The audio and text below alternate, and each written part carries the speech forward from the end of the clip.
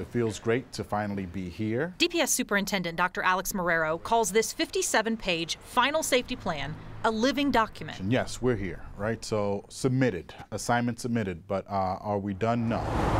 But will it make DPS staff and families feel safe? We know that there's quite a bit of work that we need to do. And it is our hope that as we communicate the shifts that we're making and the intentionality and the attention to safety, that yes, our staff, our students, and our families can rest assured that we are intentional and that our schools are safe.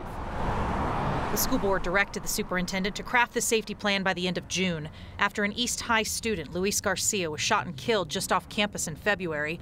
And in March, a student at the same school shot 2 deans before later killing himself. Both deans survived. The most visible change in this document, the full-time return of SROs, armed Denver police officers, decided by a board vote earlier this month, directing Marrero to meet with DPD and figure out formally what that will look like. We have yet to establish a new memo of understanding, which we refer to as a MOU, for obvious reasons. We have transition in the city, so Mayor-elect Johnston will soon to be mayor.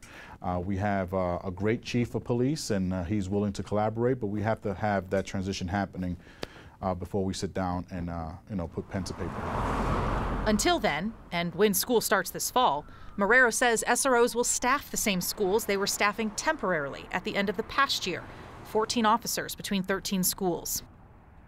Student searches, those pat-downs we talk so much, those will still be done by trained school staff, people the student likely already knows. But now members of the district's own in-house safety team must also be in the room under the safety plan. In some scenarios, Kyle, they could even be armed.